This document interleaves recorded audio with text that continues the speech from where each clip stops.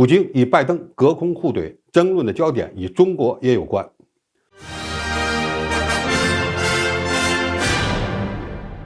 观众朋友，大家好，我是付天少。在俄乌冲突爆发1周年之际，普京发表了国情咨文演讲，内容非常长，但是最值得关注的还是普京对俄乌冲突性质的说法。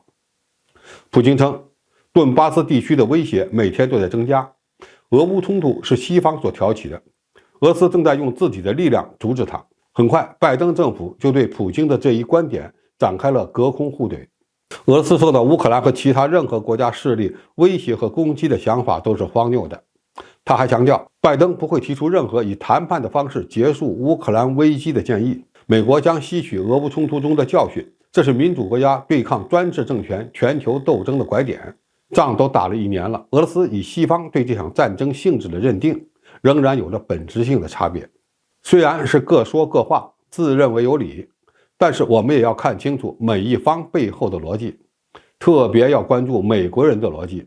因为接下来这个套路有可能会用来对付中国。第一个焦点就是北约到底有没有威胁到俄罗斯的国家安全？乌克兰倒向西方应不应该是俄罗斯发动这场战争的理由？在俄罗斯看来，北约的不断扩张实实在在地压缩了俄罗斯的战略缓冲空间，特别是乌克兰原来是俄罗斯的势力范围，美国通过煽动颜色革命让乌克兰彻底倒向西方，几乎让莫斯科暴露在北约的直接威胁之下。此外，乌克兰政府及其领导下的军队纳粹化对乌东地区的俄罗斯族民众进行了迫害，这样的局面以普京坚持的俄罗斯族利益至上的民族主义发生了水火不相容的对撞。在俄罗斯看来，有权利也有义务出兵保护在顿巴斯地区的俄罗斯族，但是在西方国家和北约看来，这种军事行动是违反联合国宪章的，也就是破坏了维护国家领土主权完整的国际规则。对于美西方的这个指责，普京也有充足的理由进行反驳，因为美国在历史上从来就是那个完全不遵守联合国规则的国家。美国没有经过联合国的授权，打了伊拉克战争，打了阿富汗战争，在美国的推动下，北约打了针对南联盟的科索沃战争，最终肢解了南联盟。普京说了，俄罗斯这次展开特别军事行动就是在学习美国的做法，或者说是北约的做法。而且俄罗斯对联合国宪章关于民族自决权的理解也有一定的法律依据。那么北约是不是真的威胁到俄罗斯的安全呢？说实话，基于俄罗斯是全球最强大的核大国，要说北约敢侵略俄罗斯，没有人会相信。北约国家很可能也是这么认为的。一些国家称，是否要加入北约是自己的自由，俄罗斯没有资格说三道四。甚至有些东欧国家认为，加入北约就是担心俄罗斯的侵略。如果指责俄罗斯追求自己的绝对安全有点过分，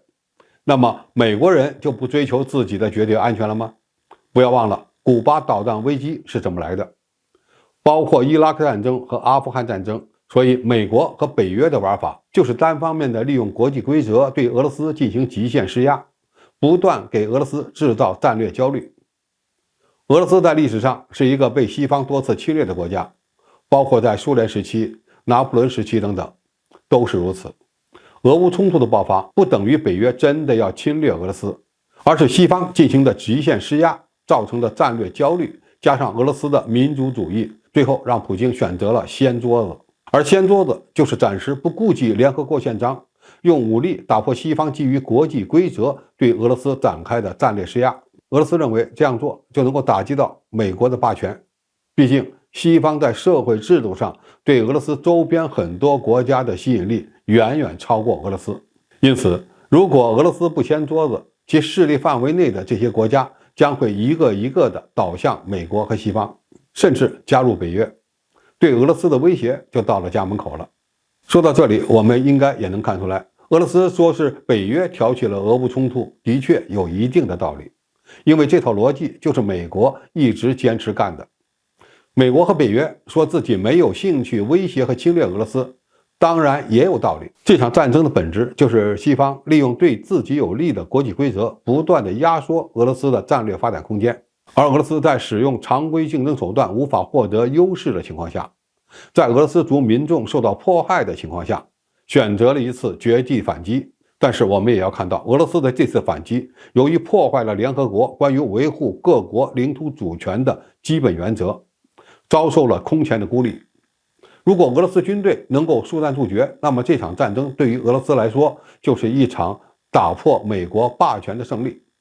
遗憾的是，现在的俄乌冲突打成了消耗战、持久战，或者说是美国人所期待的一场能够消耗欧洲和俄罗斯的代理人战争。美国可不管乌克兰人会流多少血。那么，为什么说美国坚持不推动，甚至阻止与俄罗斯的谈判，与对付中国也有关联呢？那是因为美国人利用国际规则遏制对手是其一贯的做法。虽然他从不尊重和遵守国际法，但并不妨碍他用国际规则去打压其他的国家。俄乌冲突的爆发是美国对俄罗斯战略施压的结果。其实这套办法也在用于对付中国。拜登政府的意图非常明显，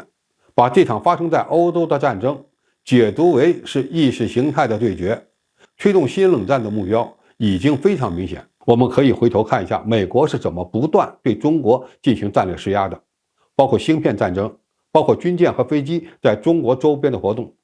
包括利用台湾问题挑衅中国等等。美国人声称他们的行动都是基于国际规则的，其实破坏规则的正是美国政府和军队。现在他们用双标的方式把不遵守规则的帽子往别人身上戴，明摆着是在挑事儿。比如有关台湾问题，美国在国际上找不到法律基础，就玩台海和平稳定对世界经济繁荣的重要性这一套道德绑架。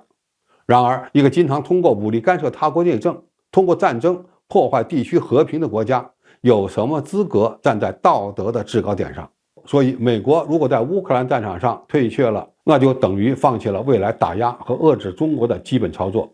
这对美国霸权是不利的。不过，美国人应该明白，中国反击霸权的办法与俄罗斯不一样。我们是基于国际规则，比如世贸组织的规则、国际海洋法公约等等。中国与美国对决的关键领域不一定是军事层面，而是在经济发展和科技竞争方面。我们的目标不是掀桌子推翻国际规则，而是利用和改造国际规则，塑造对中国更有利的国际环境。中国尊重每个国家的主权，维护基本原则。中国不是俄罗斯，我们有信心在国际规则的范围内打破美国的霸权，这一天不会太远了。好，今天评述就到这里，谢谢大家收看，我们下期再见。